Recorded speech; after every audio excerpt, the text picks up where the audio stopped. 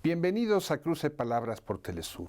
Soy Luis Hernández Navarro y para conversar sobre la situación actual en América Latina está con nosotros Marco Teruggi, argentino que está actualmente en México redactando un libro, sociólogo, periodista y un extraordinario conocedor de lo que sucede en nuestra América.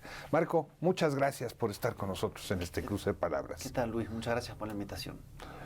Inevitable comenzar por el centro de la tormenta. ¿Cómo te explicas tú el triunfo de Milei hoy en Argentina? Bueno, es una gran pregunta que nos hemos hecho durante varias semanas y que es importante acertar en la respuesta, ¿no? Porque tal vez Milei no sea una excepción, sino que sea algo que puede ser parte de una corriente que se expanda, que de hecho tiene otras expresiones, por ejemplo, lo que fue Jair Bolsonaro y es en Brasil.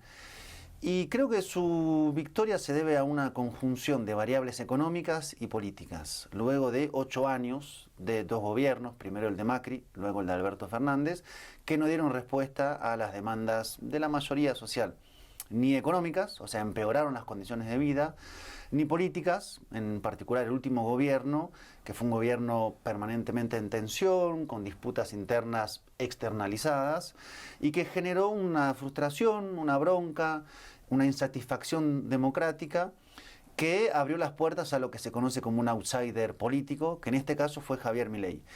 Milei conectó emocionalmente con ese sentimiento de hartazgo de la política, de no respuesta, de esta distancia creciente entre comillas, la gente y, entre comillas, los políticos, ¿no? Porque hay que desmenuzar esos términos. Ahí se abrió paso. Y logró como capitalizar, conectar con esa emocionalidad muy fuerte entre los jóvenes, muy fuerte entre los varones jóvenes. ¿Por qué? Ahí, primero porque es un sector que su memoria reciente está ligada a la crisis, o sea, el periodo de crecimiento de la época kirchnerista ya es relativamente lejano. Si tenés 20 años, empezaste a ser adolescente en una crisis y llegaste a tu momento de la juventud adulta siempre en crisis, con menos derechos, con más precarización, sin posibilidad de alquilar porque es muy difícil, menos aún de comprar una casa, y ahí aparece un señor que dice: se terminó, todo esto es culpa de la casta, entre comillas, los políticos, yo voy a traer dólares y voy a traer una motosierra para cortarle la cabeza a todos aquellos que trajeron este daño. Luego podría haber como otras variables, como una reacción conservadora que se ha analizado, una suerte de reacción a el gran crecimiento del movimiento feminista, ¿no? Eso generó, por eso los varones jóvenes sobre todo, una suerte de reacción que Milei la canalizó, esta idea de yo soy un hombre y tengo poder y lo ejerzo y no tengo por qué sentir culpa de nada. Bueno, eso también es parte de la variable. Igual creo que lo central es lo económico, el sedimento principal, más que las extravagancias de Milei, que son mediáticamente muy como impactantes, vender órganos, ¿no? Lo más como exuberante políticamente, por decirlo de alguna manera, pero el centro es la insatisfacción económica. Si la gente no llega a fin de mes, si la gente no puede proyectarse, bueno, la gente quiere cambiar. Y lo cual en un punto es hasta como entendible. Claro, después es un salto al vacío, pero hubo gente que estuvo dispuesta a decir yo salto, porque esto no funciona más. Y ahí me parece que Milei logró su resultado. Comenzaste poniendo sobre la mesa la posibilidad de que no sea un fenómeno coyuntural estrictamente argentino, sino parte de una tendencia ultraconservadora mucho más profunda en América Latina. No sé si estoy poniendo palabras en tu boca que no realmente estás pensando, pero te preguntaría, ¿es así? Primero, creo que hay como una situación transversalizada, salvo algunas excepciones, que a los gobiernos les cuesta mucho una proyección de mediano plazo, la construcción de hegemonía.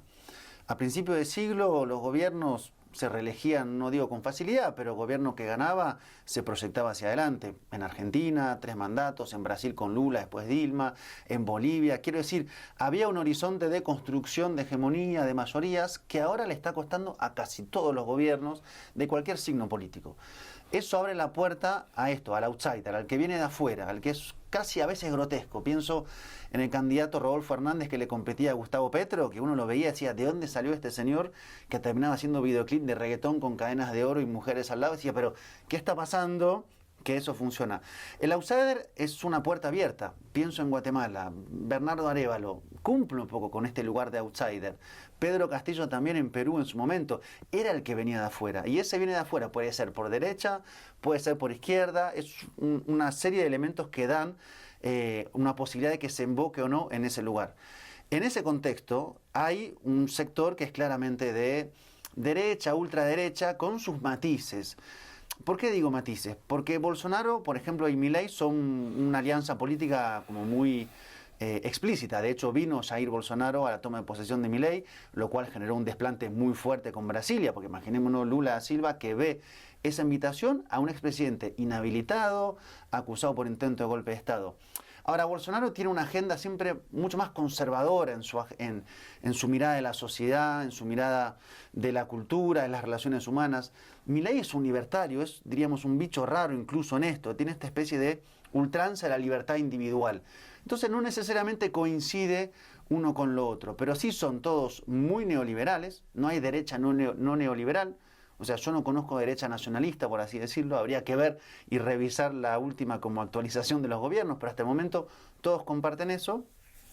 Y tienen en este caso esta suerte de desregularización, en el caso de Milei, de la economía y la apertura a un modelo de saqueo clásico, ¿no? O sea, la novedad política se combina con una estructura económica bastante predecible, un ajuste brutal, una transferencia a los sectores financieros, especulación y un empobrecimiento generalizado. Cierro con esto. Tal vez lo particular de Milei es que dijo que iba a hacer un ajuste. Claro, su ajuste, la promesa que iba a caer en manos del Estado y de los políticos, y la operación ideológica es pensar que el Estado es una suerte de ente externo a la sociedad que vive ensimismado y que no le da respuesta a la sociedad. Como si el Estado no tuviera que ver con cuánto te cuesta el transporte, cuánto te cuesta la luz, qué tipo de salud tenés. Bueno, y ahí también la pregunta es, ¿y por qué la gente externalizó al Estado y no lo ve como algo a defender? ¿Qué le pasó al Estado también? Uno dice hay que defender la educación y la salud pública. Pero ¿y cómo está la educación y la salud pública? ¿Tiene algo de razón la gente cuando dice anda mal la educación? Bueno, ahí son las zonas un poco más incómodas que también hay que abordar desde la izquierda, el progresismo, el peronismo, como se lo quiera calificar. El progresismo perdió las elecciones en Uruguay, perdió las elecciones en Paraguay, las acaba de perder en Ecuador, acaba de haber un golpe de Estado en Perú que no se ha podido revertir. ¿Cómo explicarnos esta tendencia? ¿Es una tendencia profunda? ¿Hasta dónde va a llegar? Yo primero diferenciaría derrota electoral y derrota política.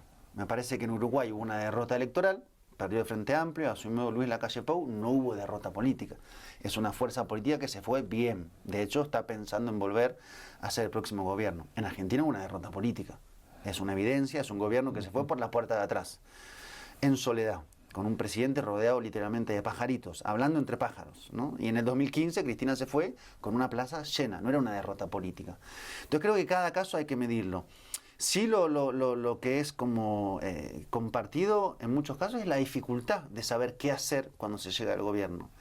Tal vez a inicio de ciclo había una agenda mucho más clara de nacionalizaciones, de recuperación del Estado de algunos resortes de la economía, o sea, empresas, por ejemplo, estatales, de una serie de subsidios para, digamos, paliar las situaciones de mayor desigualdad. O sea, una serie de políticas muy claras. Y me parece que hay gobiernos que han llegado ahora y no tienen muy claro qué hacer y a veces tienen poca voluntad o predisposición para emprender determinadas batallas. Creo que el caso argentino o el caso chileno ha sido paradigmático. Una suerte de idea de, bueno, yo puedo transformar la realidad, o sea, acortar la desigualdad, recuperar poder del Estado, tener un proyecto de desarrollo nacional sin confrontar.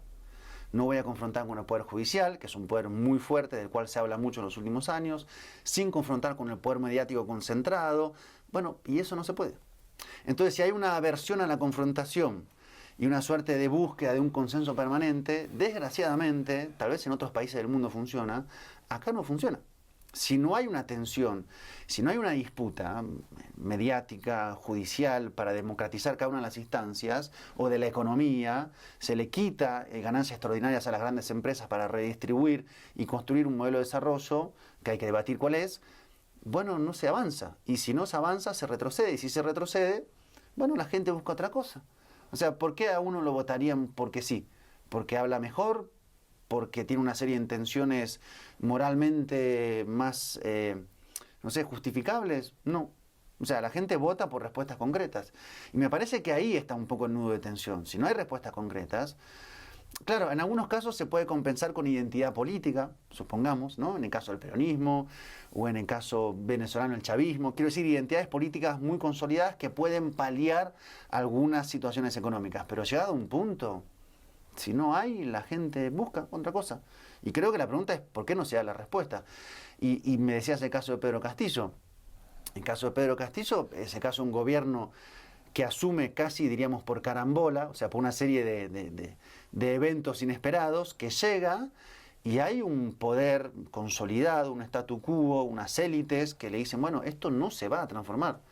Y si para eso hay que asediarlo día y noche, desde el Poder Judicial, desde el Poder Legislativo, para que usted vaya finalmente a una caída, se va a hacer. Y esas son las reglas del juego. O sea, no es Suiza, no es Suecia, no, o sea, funciona, así funciona acá. Tristemente, desgraciadamente, pero esa es la realidad. Y con esa realidad hay que pensar, digamos, cómo se construye política, hegemonía y respuesta para la gente. En Chile, en Colombia, hay gobiernos progresistas que triunfan después de una gran movilización popular. Sin embargo, en Chile Boric pierde muy rápidamente la iniciativa, choca con los mapuches, pierde la constituyente, se va apocando. Y en el caso específico de Colombia, después de una reforma fiscal para gravar al capital y de algunas iniciativas, da la impresión de que Petro comienza a ser acorralado por la derecha. Es inevitable en este momento que los gobiernos progresistas queden cercados por las fuerzas de la derecha.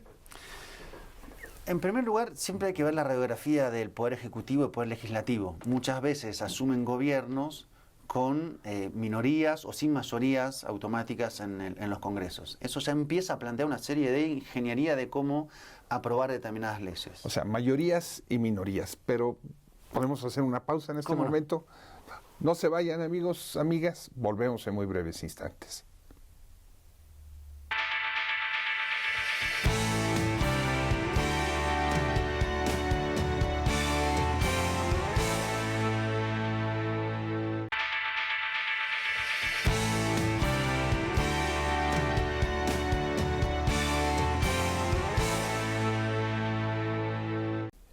Estamos ya de vuelta en Cruce de Palabras, conversando con el sociólogo y periodista Marco Teruggi sobre la situación actual de América Latina, el futuro y el legado de los gobiernos progresistas y el avance en distintos países de fuerzas de derecha. Te interrumpí, Marco, cuando estabas explicando que había que ver la composición en cada país entre el legislativo, el ejecutivo, imagino que también sobre la naturaleza del poder judicial en cada uno de esos países. Sí, me refería a estos dos porque son los dos que se eligen, que son, y esto es como un diagnóstico viejo, pero que siempre hay que repetirlo. El gobierno no es el poder, es una fracción del poder. Después está otro poder electo, que es el legislativo, después un conjunto de poderes que nadie decide quiénes están ahí, pero que están y ejercen poder y tienen su agenda de intereses. En general hay una dificultad en los legislativos. Pasa en Chile, hablo de gobiernos progresistas, en Colombia, pasa en Brasil. Entonces ahí hay un primer nudo de cómo se construyen mayorías para aprobar determinadas leyes, reformas fiscales, por ejemplo, o mejoras de los sistemas jubilatorios, digamos, reformas que vayan en beneficio de las mayorías y en detrimento, en consecuencia, de las pequeñas minorías que concentran mucha riqueza. Dicho sea de paso, el nivel de concentración de riqueza es cada vez mayor. Y después hay otro fenómeno que es la cuestión de la movilización. Yo no sé si ahí hay una regla. Sí sé que hay algunas dinámicas que ayudan, pero no siempre funciona ni es así. Me explico. En todo el eje pacífico, de Colombia hasta Chile, hubo en los últimos años un conjunto de estallidos sociales. En general el estallido social no tiene conducción. Si hablamos de un estallido social, no de protestas o de huelgas, de estallidos. No hubo conducción en Chile, no hubo conducción en Colombia. Me parece que el gobierno de Petro cuando asume tiene una mirada diferente que el gobierno de Chile cuando asume respecto a ese sujeto movilizado. Hay que trabajar con ese sujeto, hay que convocarlo, hay que construir una suerte de diálogo de gobierno-pueblo movilizado y con eso construir fuerza. ¿O por el contrario hay que apostar a los palacios y los salones y mirar con cierto recelo eso que está movilizado? Me parece que en el caso chileno fue así. Y eso hace que pierdas un instrumento, una herramienta, un resorte que a veces es incómodo porque te cuestiona, pero que te hace construir fuerza. Y me parece que Petro, vamos a ver cuánto logra avanzar, eso lo tuvo claro. Hay que convocar a la gente a movilizarse, hay que explicar lo que está pasando, qué intereses se están jugando, quiénes los están frenando, qué está pasando en el Congreso. Y digo, no siempre es así, y cierro, porque en el caso de Brasil, Lula regresó al gobierno, y no fue un regreso al gobierno marcado por una movilización popular que impugnó a Jair Bolsonaro y ningún estallido. Y de hecho en Brasil no es eso la regla general, no es una política marcada siempre por la gran movilización. Pero en este caso hubo una suerte de ingeniería de Frente Amplio de Lula da Silva. Esta idea de un gran frente democrático contra la amenaza antidemocrática. Y en este caso, Lula con la capacidad de conducción de eso. Porque el otro gran tema en América Latina es, bueno, hago un frente amplio para ganar elecciones. ¿Quién lo conduce? ¿Cómo se ordena esa amplitud? ¿Cómo hago para que conviva una política de cuidado del medio ambiente con los sectores del agronegocio? Todo eso adentro de mi gobierno. Bueno, eso es Lula. No todos tienen la muñeca política de Lula, que es como un gran arquitecto, y él lo ha hecho sin ese... No quiere decir que no haya movilización que lo respalde. Cuando asumió había mucha gente. Pero no es que hubo un estallido que llevó a Lula. Hubo política, hubo amplitud. Y ahí el rol del liderazgo... Cuanto más conozco la política, más también tengo algunos años que van como dando experiencia, más creo que el lugar del líder, en el mejor sentido, en América Latina es determinante. A mí no me preocupa, en el mal sentido, esta cosa de el caudillismo, el populismo. Creo que hace falta grandes liderazgos, después hay que ver cómo se hace el cambio de mandato, bueno, hay una serie de debates, pero si eso no está, y hay una suerte de orfandad de conducción, lo digo por Argentina, empezando con un hombre como Alberto Fernández que nunca tuvo ese lugar, bueno, no se sabe dónde ir, no hay agenda clara, no se moviliza, hay una suerte de apatía política, desorientación, y es un problema. Pero lo que se ha caracterizado como el primer ciclo de gobiernos progresistas sí estuvo precedido por grandes movilizaciones populares de distinto tipo, referéndums, protestas contra la carestía, etcétera, etcétera, que permitieron construir esos liderazgos o que esos liderazgos tuvieran un referente social. Hoy nos encontramos básicamente en esta segunda ola ante dirigentes administrativos que se dedican a manejar el aparato del Estado, pero sin esa referencia de la movilización popular. Sí, el primer momento efectivamente tuvo esta dinámica de estallido gobierno popular. De hecho pasó en Bolivia, guerra del gas, guerra del agua, Evo Morales, pasó en Venezuela, Caracazo, Hugo Chávez, con diferentes temporalidades, ¿no? Pero ahí inicia el ciclo. Pasó en Argentina, 2001, kirchnerismo. Ecuador, con el paro cívico de la CONAIE. Sí, lo que pasa en primer lugar es que no se decretan los estallidos. O sea, se los puede hay organizaciones que intentan trabajar escenario de conflictividad, pero cuando detona, y nadie sabe muy bien en qué momento detonó. Estaban las condiciones y un día, no sé, como en Chile, las chicas saltan por encima de los molinetes en el metro porque no quieren pagar el pasaje que aumentó, y ahí se abrió una compuerta que estaba ahí, uno ve que siempre estuvo ahí, pero que por alguna razón hubo una configuración de elementos que la abrió. Yo creo que los gobiernos que asumen sin eso tienen, digamos, mayor dificultad porque les falta un respaldo o una capacidad de construcción de eso como ejercicio del poder. También creo que algunos gobiernos han visto que hay que ir a buscar eso, hay que ir a construir eso. Yo, por ejemplo, acá en México, cuando veo a Andrés Manuel López Obrador que convoca a la gente a la movilización, digo, bueno, acá hay algo interesante, está diciendo, vamos. Sin organización popular. Claro, la pregunta es cuánto un gobierno... Directa. La pregunta es cuánto un gobierno puede o no crear organización popular, si es que se lo planteara hacer. Conoces el caso venezolano. Si alguien estuvo obsesionado por la conformación de organización popular fue Hugo Chávez. Es una sociedad altamente movilizada, pero muy poco organizada. No es que Chávez asumió sobre una sociedad pienso como la boliviana con estructuras nacionales de movilización. No, eso no estaba. Pero hubo un presidente obsesionado en esa construcción. Eso es más una excepcionalidad histórica que, digamos, un patrón normal.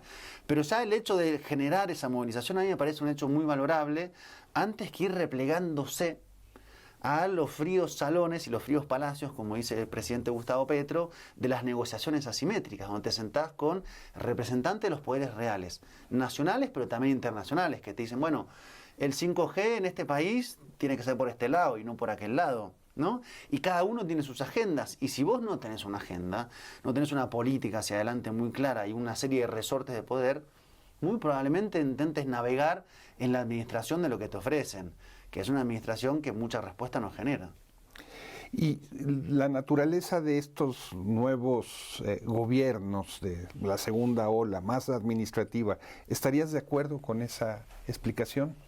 Primero, creo que hay otro tipo de liderazgo, menos carismáticos, con menos fuerza. Es muy claro, no sé, en el caso de Bolivia o en el caso de Argentina, digo, donde no hubo traición, porque en Ecuador pasó otra cosa, que me parece que tienen efectivamente menos esa conexión con el inicio del ciclo y por lo tanto una impronta mucho menos marcada, ¿no?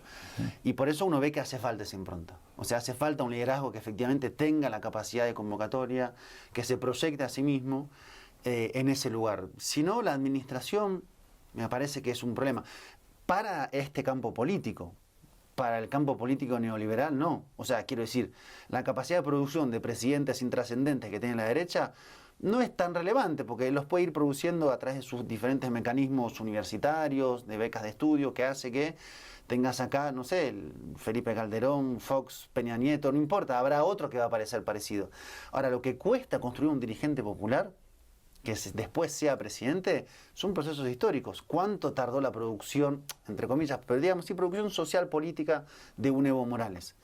¿Cuántas generaciones, organizaciones hubo para que eso se gestara? Bueno, es mucho más difícil desde nuestro campo político producir un liderazgo. Y una figura como Bukele en El Salvador, que es también un liderazgo carismático, fuerte, mucho más parecido a Bolsonaro o a Trump, que aunque venga originalmente de la derecha, perdón, de la izquierda, no de la derecha. Sí.